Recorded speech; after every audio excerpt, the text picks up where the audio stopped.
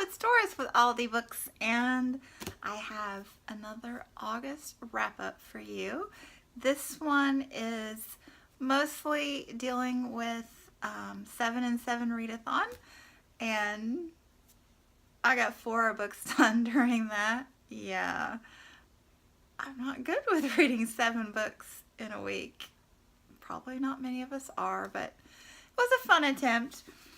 The first one I finished was Jane Eyre by Charlotte Bronte, and this one did not count for 7 and 7 because I was almost done with it when 7 and 7 started. I had 100 pages left.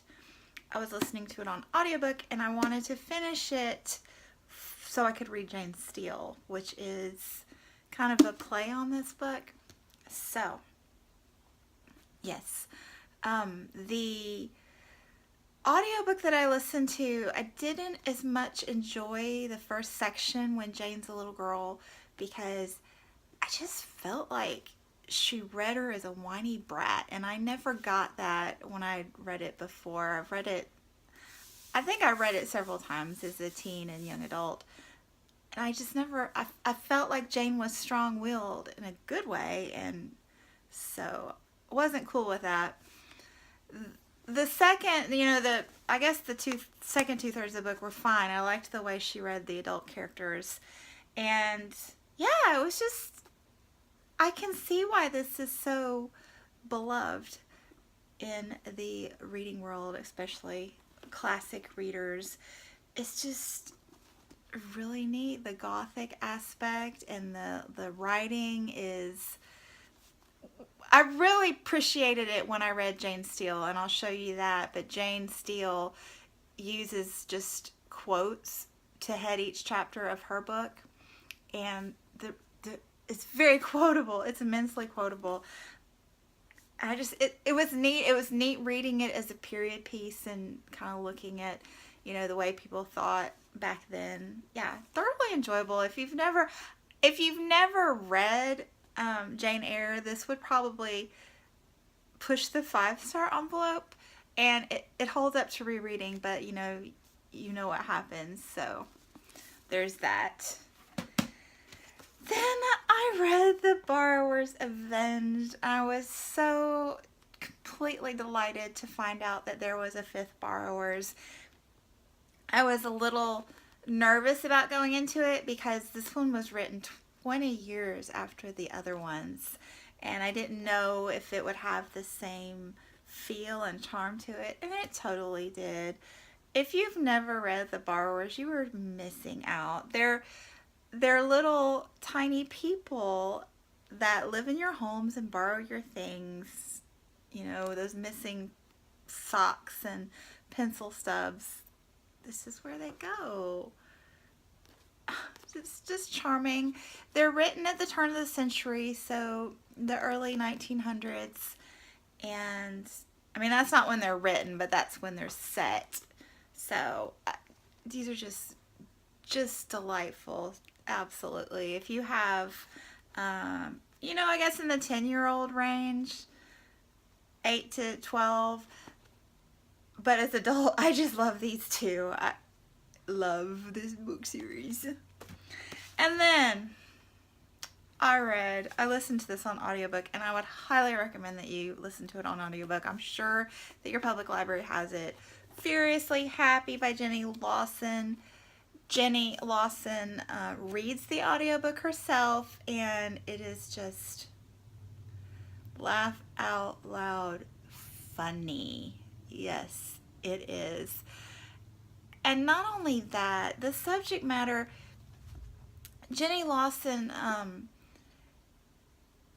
don't know what words she uses to describe herself, but she deals with multiple mental illnesses on a chronic level. She admits, she teaches you that mental illness isn't something that goes away. It's something that you deal with every day for the rest of your life. And I can't recommend this book enough to everyone. If you have a mental illness, she is so I would think that she would be so empowering she teaches you to grab those moments when you're feeling good and live furiously happy, so that the times when you're down, you know that even though you're struggling through the darkness, that there are moments of light. And then if you're like me and you don't struggle with mental illness ever, she has written it in a way that I understand. I get it now. I cannot recommend this book enough. It's funny, it's witty, and it's important. It's important to understand no matter who you are. Disclaimer, she is crass, straight up crass, and she drops the F-bomb prolifically along with other sprinklings of foul language. So if bad words and total crassness is not your thing, this might be intimidating. I mean, I don't necessarily love that kind of stuff, but I didn't mind it at all in this book because it fit, it worked. But anyway, I just want to tell you that, but this is a great book. Yes. And she's got one that came out before this one, and I've got it on hold at the library. I can't wait. Can't wait till it shows up. So then I also finished The Doll's Alphabet by Camilla Gridova. This is a short story collection. And the first short story was completely brilliant. They're very edgy and innovative and unique, and yeah, the first one felt very empowering as a woman, and the first three were great. Like, she starts her stories, even into the fourth one, you just are very curious to know where they're going to go because they're very innovative, creative, so creative. And a lot of them are set in, it seems like, a post-apocalyptic world. But after the third one, it took a real nosedive for me. There's a lot of non-consensual sex, and I mean, I'm not okay with that at all, but I'm okay with it in a book if it's there for a purpose and I understand what they're saying. If they're, thematically trying to make a point. But these stories were so like, I didn't get a lot of it. So this one, and then there was one short, the title short story, it flew like so far over my head.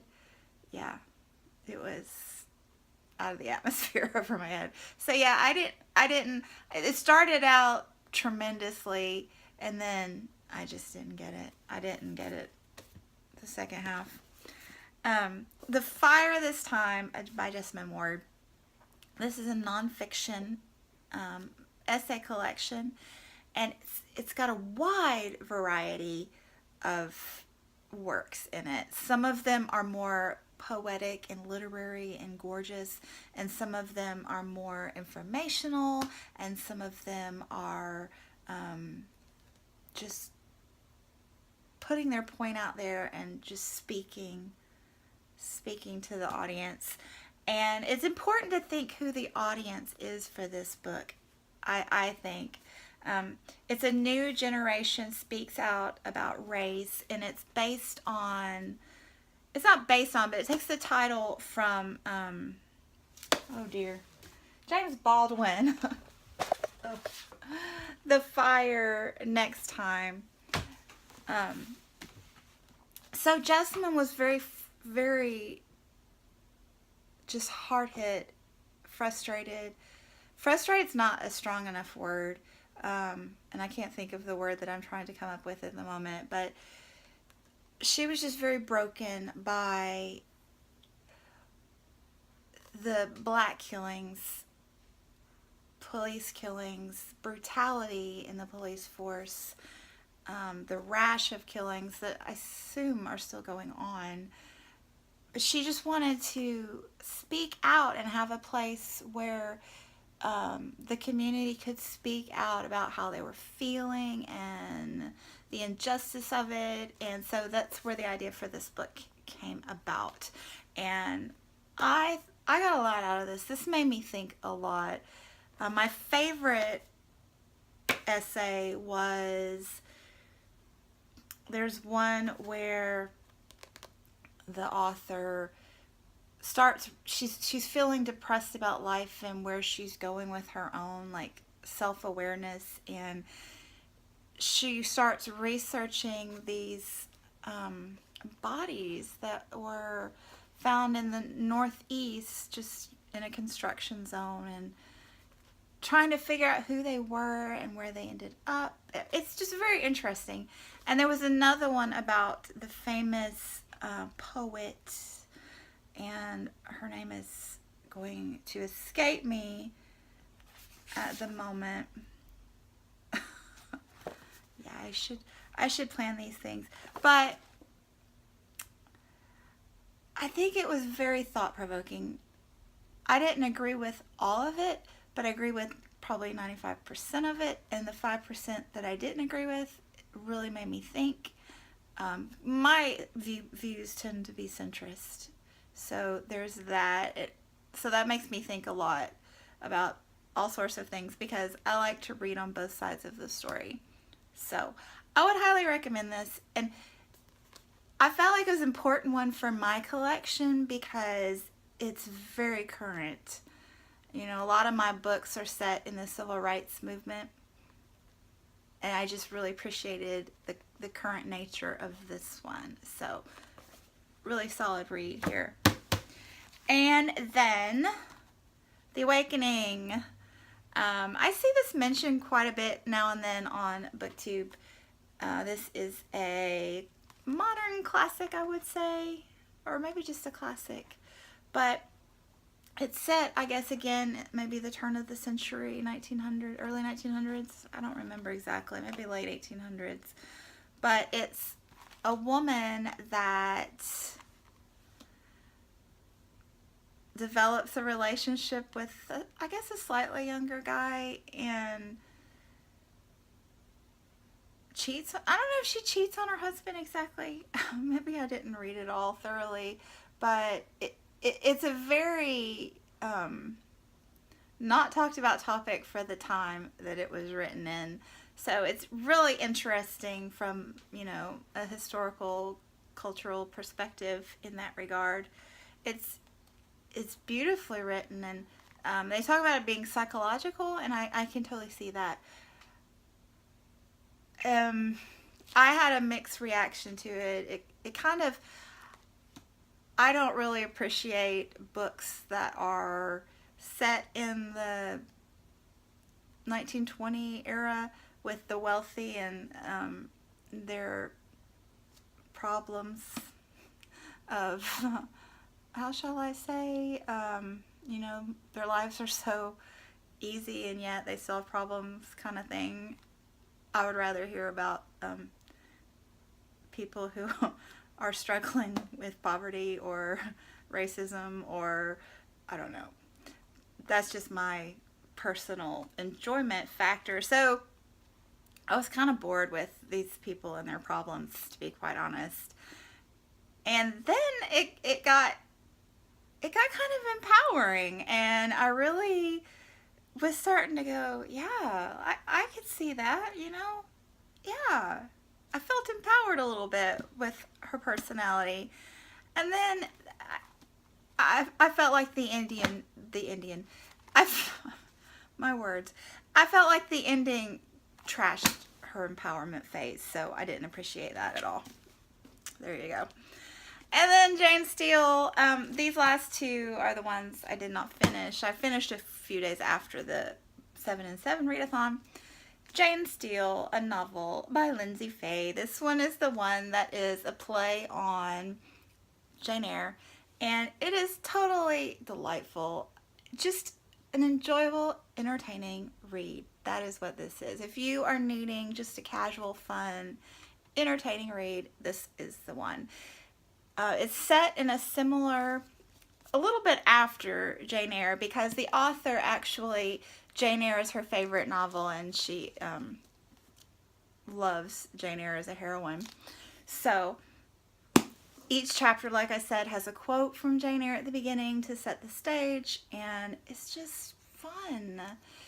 So it starts out when she's young, just like Jane Eyre, and she's living with her aunt, just like Jane Eyre, and there's, problematic relationships there. She ends up being an orphan, and then, how her life takes off from there, the orphan school and yada yada. And she follows a lot of Jane Eyre's storyline, but not in the same ways, and not all of them. She makes diversions, so it's really fun and clever. The male interest in this and his household are Indian or raised in India, and I think it was the Sikh culture. But really interesting reading that, and yeah, the only thing about this that irritated me is the blurb on the cover talks about Jane Steele being a serial killer, and maybe I'm misunderstanding that word, but when I think of a serial killer, I think of someone who develops this need to kill and does that but in the same patterned way, and I didn't think that thought gelled with this. So if you've been leery about the serial killer aspect, yeah, I don't feel like I'm spoiling anything for you in saying that. I just think the connotation of serial killer didn't really jive with what I read. But anyway, delightful read. So yeah, I'm having a great reading month, so I'm going to have another wrap up for you soon, and I will chat with you then. Bye.